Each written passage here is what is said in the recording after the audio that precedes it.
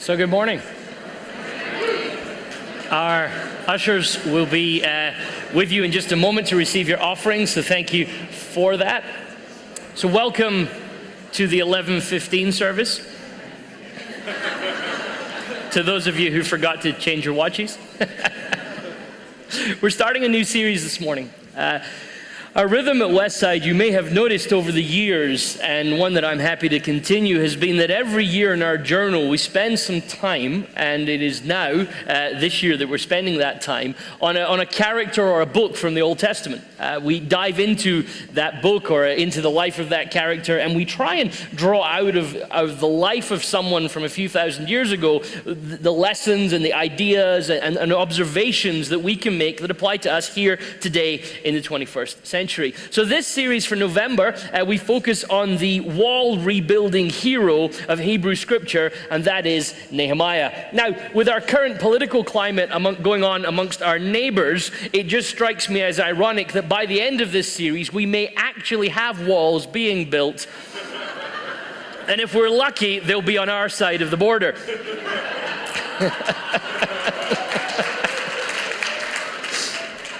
Listen, I'm a Scotsman. The Romans actually did build a wall to keep us out, so I relate to this.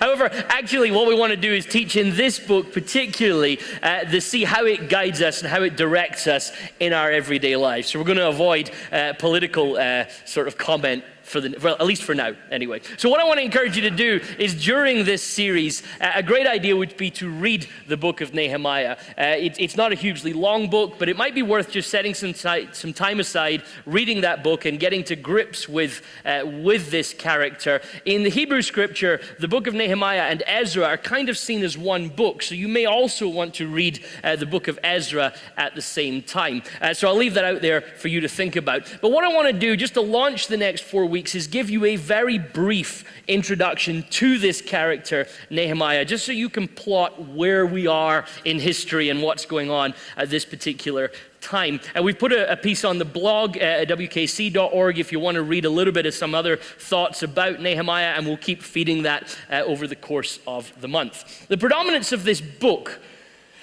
called Nehemiah is a first-hand account from Nehemiah himself about his program to rebuild the wall of Jerusalem. It kind of is all happening around about the same sort of period of history as Ezra is looking at the temple restoration process that's going on. Now, so this whole story essentially takes place around about the 5th century before Christ. It takes place against the backdrop of the people of Israel having been taken into exile and are now in a slow process of restoration back towards their land. Initially, the Israelites, and you got to feel for them as a people, they were taken captive by the Babylonians. Having been taken by the Babylonians were then conquered by the Persians. So I don't know where that leaves the Israelites. You know, when you get beat by one person and then they get beat by someone else, I don't know if that makes you kind of third-tier defeated or what, but they were in a particularly rough spot. Fortunately, however, the Persians decided that they wanted to kind of repatriate some of these exiled people that the Babylonians had taken prisoner. So they began a slow process of allowing the Israelites to return back to their home. This all happens under the rulership of a Persian king called Artaxerxes I. You'll notice his name pops up from time to time in Nehemiah. Now, you might not know Artaxerxes I. I appreciate that some of you may not have been reading about him in your devotions this week, but you might not know Artaxerxes I, but you're probably more familiar with his father, Xerxes, who was made famous in this film here. Now, Xerxes was the bad guy in this movie. I know some of you are sat there going, I didn't even realize that movie was real. But Xerxes was the bad guy that Gerard Butler, famous Glaswegian, who happened to find himself in Persia, fought against, and at the same time bought himself a couple of rugs and a cat on the way home. What we're going to do this morning, however, is turn to the text of Nehemiah, unless you want me to keep talking about a Zack Snyder movie.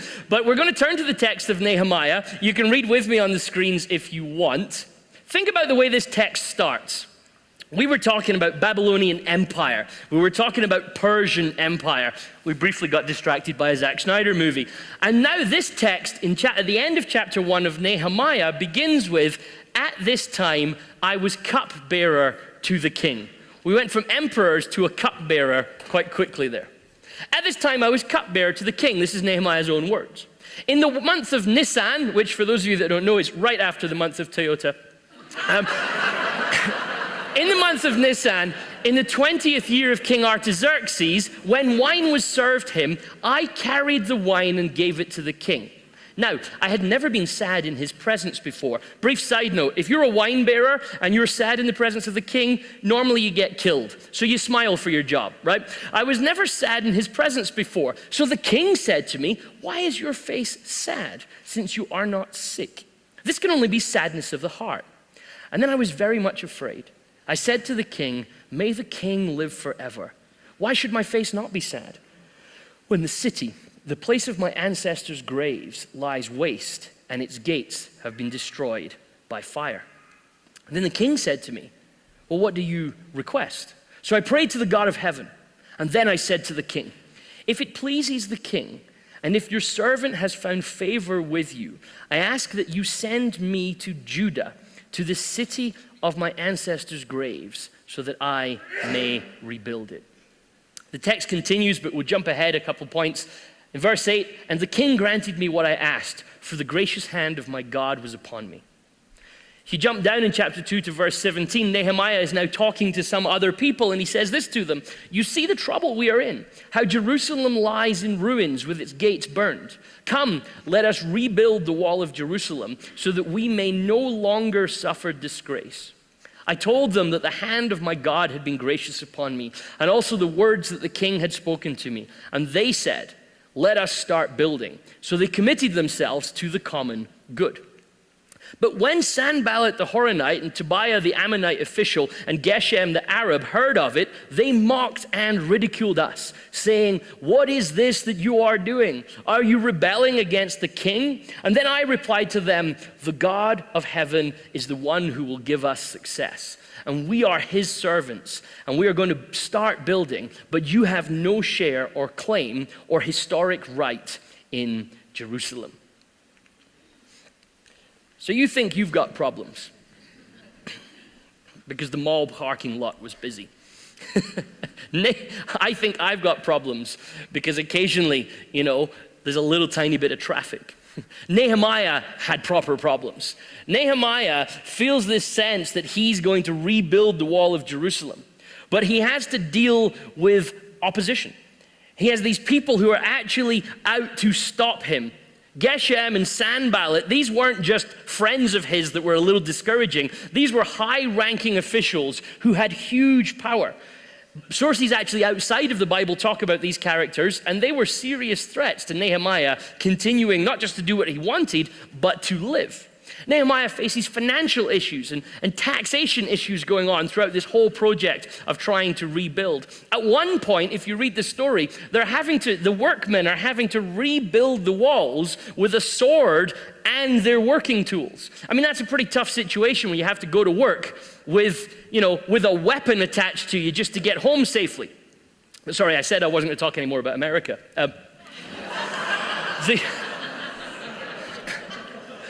Nehemiah also, in the process of working through his story, has to actually deal with oppression of poor people. There's huge injustices going on. So what begins as a wall rebuilding project calls him into all sorts of complexities of life and leadership, and it's not easy. Yet, if you read on, by the time you get to chapter 6, you find this astonishing verse. So the wall was finished on the 25th day of the month of Elul, in 52 days. And when all our enemies heard of it, all the nations around us were afraid and fell greatly in their own esteem, for they perceived that this work had been accomplished with the help of our God. 52 days from there not being a properly constructed wall to there being a properly constructed wall. How often is it true in life that the place between what God wants for us and where we actually are might not be that far, but there's so many difficulties in the way that many of us never try and achieve it. This city had lived in the terror and fear of constantly being overrun by its enemies because of 52 days' work that wasn't being done.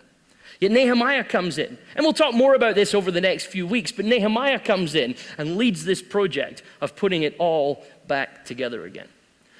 But maybe you'll notice this as you read this story of Nehemiah, and I want to just spend a little bit of time focusing on this morning. Nehemiah has a clearly defined complaint. He feels that Jerusalem should have walls. He feels that the walls should surround the city and keep it safe. But you also notice he has a clearly defined problem. He is never in charge. Nehemiah is never the boss. He's never the big guy. He's never the guy making all the decisions. He has very little control. As you read your way through this book, you'll notice that he's always at the mercy of other people. He's not in control. So what I find astounding about this story is not just the speed at which they rebuild these walls, is not the way that he calls everyone in together to work with him, as remarkable as these things are, but what truly makes this story remarkable is he achieves all of it without ever being in control. His opening line about himself is that he is cupbearer to the king. Now, many of us, you hear the word cupbearer, and you imagine a guy who carries the king's cups. Maybe you're thinking hockey cup or baseball cup, or maybe you're thinking wine cup, and now you're distracted thinking about wine. The cupbearer had a subtlety to their job that you may not like. The cupbearer's job was to go to the king's wine cellar, pour the wine, and drink the wine. You're liking it so far. Drinking said wine, the cupbearer's then job was to wait an appropriate length of time to see whether he died or not. If he died, that meant someone had poisoned the king's wine and they were out to kill him. If he didn't die, it meant the king was okay. Talk about job satisfaction. Like, what's your aim today, honey? Just don't die. So that's probably why the king is a little nervous when he wonders whether Nehemiah is sick or not. You don't want to see a sick cupbearer, you know?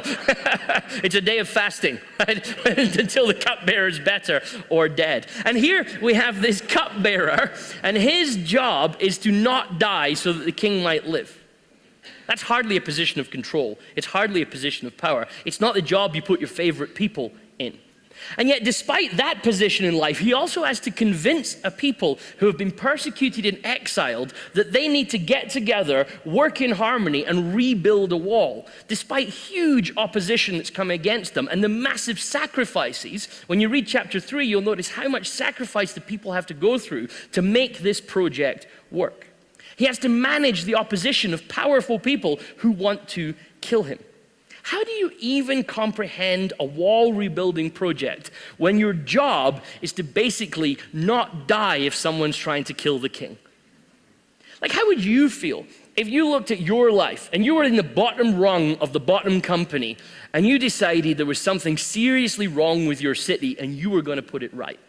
You know, most of us would probably pray Niebuhr's serenity prayer. God, grant me the serenity to accept the things I cannot change. Courage to change the things I can, and the wisdom to know the difference. And then you go back to work. Because you would probably look at a job like this and think, how can a cupbearer change a city?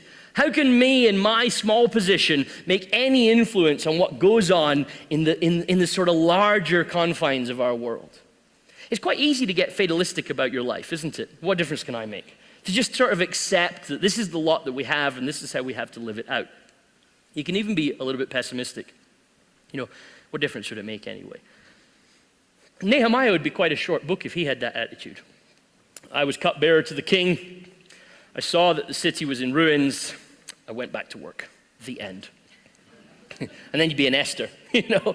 And that wouldn't be a really interesting book. I know that some people find Niebuhr's Serenity Prayer hugely helpful. I don't like it that much, to be honest with you, because I always feel there's a line missing.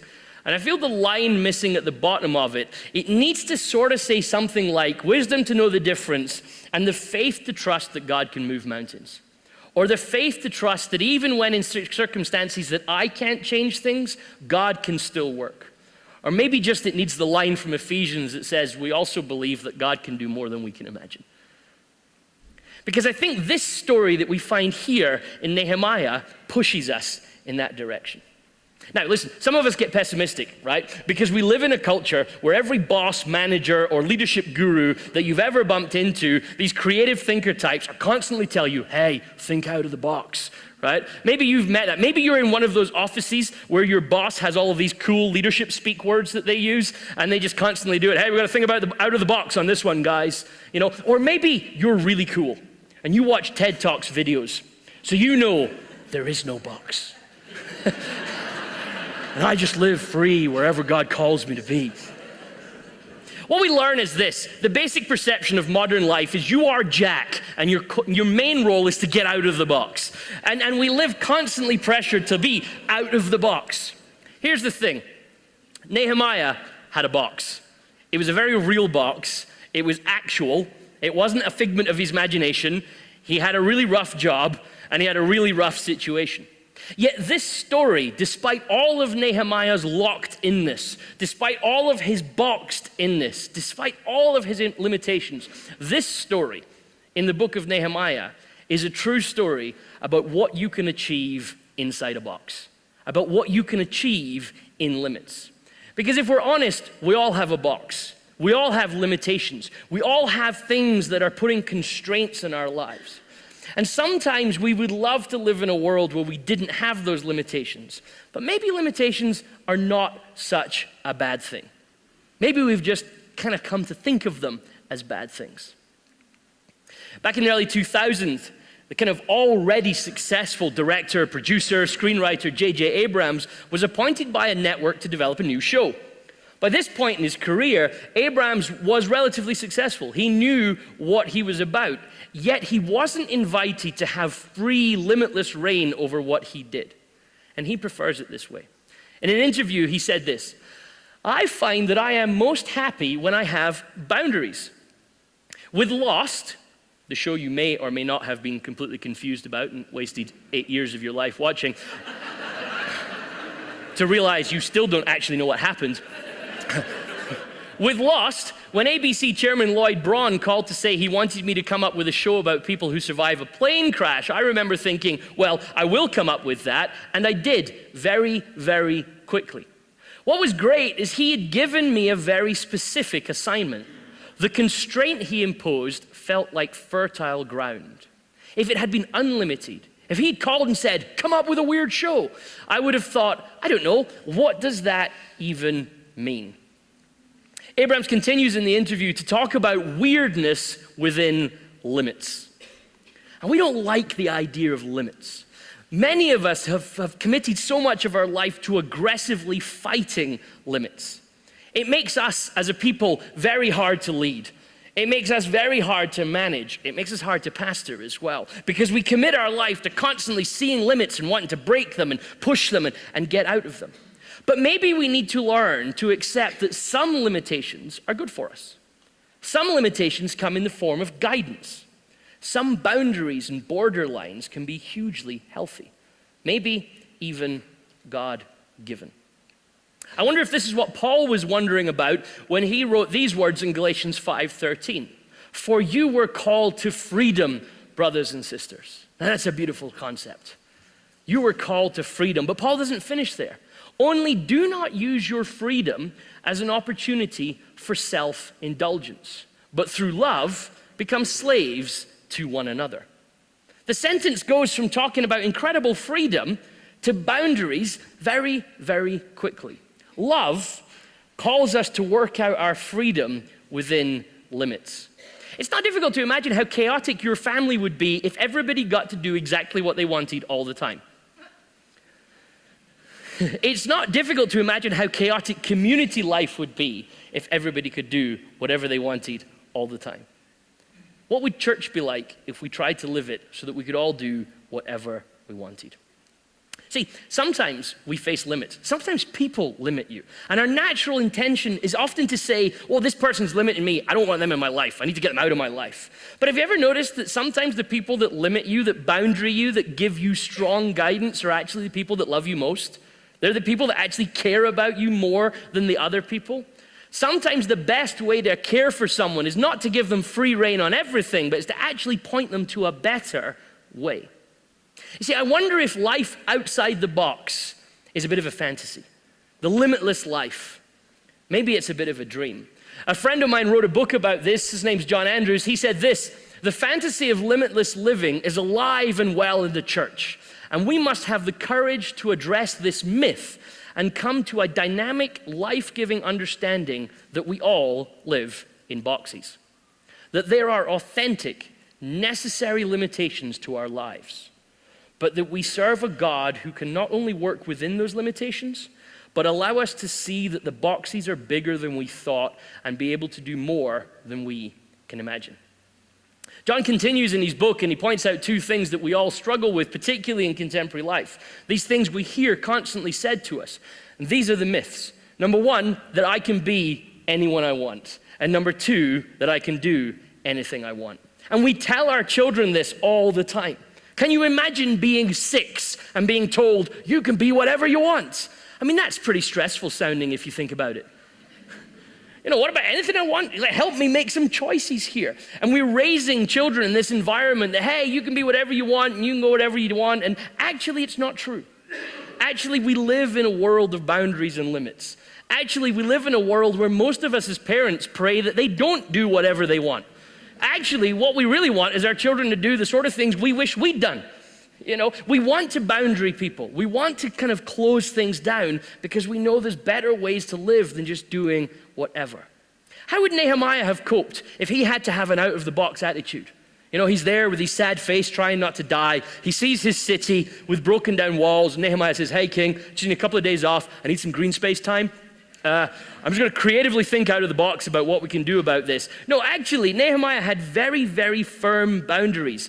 Boundaries that he used really well, by the way, because if you read all of chapter 2, you'll notice what he does is he uses his box to give him access to the king, and then he asks the king to fund the project. So he actually works within his box and makes it work to what it is that he's trying to achieve.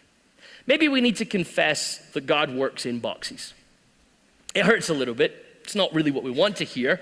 But Nehemiah's successes came from a clear understanding of how to use what we might perceive as limitations to allow God's intentions to work out.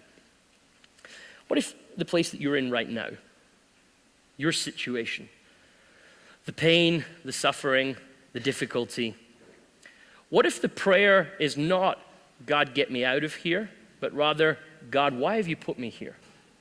What if the prayer is not, God, rescue me from this box, but God, what do you want me to achieve in this box? How would our lives change if instead of get me out of here, we just prayed help? God, guide us in the place that we're currently in. That's a difficult prayer, particularly if pain and suffering are part of the world that you currently live in. The church that I grew up in was a little church in Scotland in a little village that nobody outside of that village had ever heard of. And there was this community of Christians that I was part of as a child, maybe 80 or 90 people at most, a small group of people. And there's this one lady who, when we were little children, Margaret Adams, her name was, we thought she was maybe about 80. I think she was probably only in her late 40s or early 50s. And as 6 and 7-year-olds, we were convinced she was like considerably old. But part of the reason was she appeared to be a very old person because her body had been racked with the most horrendous arthritis, to the point that by the time she reached her 50s, she pretty much had most of her joints replaced in her body. Right? Hospital was as much a common place for her to be as home. If you went to visit her at home, she had all of these devices around her house because she couldn't do simple things like lift bowls. And something that you or I would do without thinking, like picking up a fork, was a difficult thing to do. If she took your hand, there was almost no pressure came from her hand as she held your hand in hers. But she was a weird lady because you would go to her house. And as children, I remember going with my mom and my dad, and we would go to her house, and even though she was racked with pain and difficulty, it was impossible to leave her house without being encouraged. She just leaked encouragement. She leaked the joy of Jesus. Maybe you've met people like that you go to encourage them and you somehow get encouraged. And now as little children, it's one of the earliest memories of prayer that I have that we were constantly encouraged to pray for Margaret. At Sunday school and in the things we did, we would pray, God, please heal Margaret Adams. That was our constant prayer as children. And he never did. In fact, Margaret died having had several joints in her body replaced for a second time. She died elderly in her life with huge, huge infirmity. But we all started to notice something as we got older, that Margaret, in her regular visits to hospital, very, very rarely did she ever leave hospital without leading someone to Jesus. In her pain and her difficulty, the joy of God that was found within her limitations somehow radiated out of her. And she didn't look at her circumstances, one, to say, hey, God, I can have an off life. You've given me enough. I'm just going to try and survive. Instead, she saw this as her mission field. She saw her limitations not as a cause for grumbling, but as a cause for opportunity.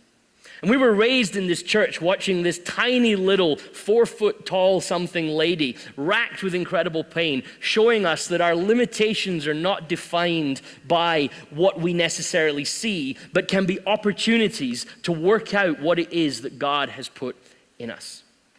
God works in boxes. In Philippians chapter 2, we see one of the most limiting verses in history. Talking about Jesus, Paul says, who though he was in the form of God, did not regard equality with God as something to be exploited, but emptied himself, taking the form of a slave, being born in human likeness and being found in human form, he humbled himself and became obedient to the point of death, even death on a cross. God himself in human form is a story of limitations. Jesus, in John's Gospel, chapter 6 and verse 38, he says, I have come down from heaven not to do my own will, but to do the will of him who sent me. Jesus saved the world from inside a box. This is the gospel. We talk about it all the time. This is the gospel of Jesus, that God works in limitations. You see, the gospel is the message that it's not limitless power that changes the world, but it's a God who works inside those limits to change the world. We as Christians talk about the victory of Jesus, but the moment we're talking about when we talk about the victory of Jesus is Jesus hanging on a cross, which doesn't look like a victory at all. It looks the absolute opposite of a victory. Yet at that moment of weakness, we say that's where God saved the world. That's the moment where within incredible limitations, God started to put history right again because he loved us. And love, you kind of probably are aware, is a hugely limiting thing. Now, maybe you fall in love and you immediately want to run up a mountain and be one with nature, but actually, if you're honest, love has limited you. The moment you commit to love someone or something, it limits you. It starts to narrow down your options. It puts constraints on you. We know this if we're married. We know this if we've learned pop songs. We know that we're constantly being constrained by a force as powerful as love. Paul says it in 1 Corinthians chapter 13 and verse 5. He says, love does not insist on its own way. Love is a power that has limits, that respects limits, that understands the box that it lives within. I think this hugely challenges us as a church. Scholar Michael Gorman says this, in the spirit of conformity to Jesus, the church in the power of the Spirit must look again and again for new ways to love the world, incarnationally and cruciformly, in the interest of the world's salvation. To be missional requires immense imagination. Incarnationally is in the form of Jesus, who came as God and put himself into a human body. Cruciformly is that human body was shaped on a cross, was cross-shaped for us. Churches have huge limitations. For all the freedom that we live in, we also have huge limitations as what it looks like to be a church. And yet our mission constantly calls us to have huge imagination to keep building what God has called us to build. We have limits, we have boundaries, we have boxes. And yet God has called us to do incredible things inside of those places. Nehemiah had huge limitations. Nehemiah, the cup builder that rebuilt a wall of a city. Yet here, in the midst of this story about a wine taster in an ancient city, is a core story of the universe, a core story of the gospel. That essentially power is always made perfect with limitations. Paul understood this, that God's power works through weakness. In 2 Corinthians chapter 4, Paul talks about how we have treasure, but it's in jars of clay. So what about us? Here we are, a couple of thousand years after Nehemiah, a couple of thousand miles from where it is that this story happened. And there's a challenge for us, that before we think about bursting out of our boxes and just doing something different all the time, maybe we should ask ourselves, what is God calling us to do here in this box? Now that's a huge question. For those of you that are going through suffering and pain, it feels like an unkind question to ask you to ask that. But maybe God is doing something through you. What about your neighbor? You know the guy, the one you want to punch. Because of where he parks his car, or the color he painted his drive, or that dog that he has. Whatever it is that's going on, isn't it really frustrating that God's call to you is maybe not to leave, but actually to work out what it looks like to be a Jesus follower next door to him?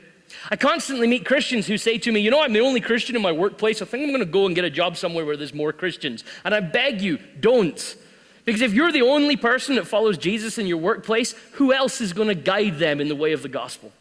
We constantly find ourselves boxed in by Jesus because he has incredible things for us to do if we'll let him work through us inside the boxes that we find ourselves. So, is it difficult to live in a box? Absolutely. Is out of the box more fun? Feels more liberating? Yeah, of course it does. But let this be our prayer this morning, that may you learn that in the same way as Nehemiah lived within a wall, in the same way as Jesus was found in human form, may you learn to live faithfully and well inside the walls that God has put you in. Amen. Grace and peace. Have a good day.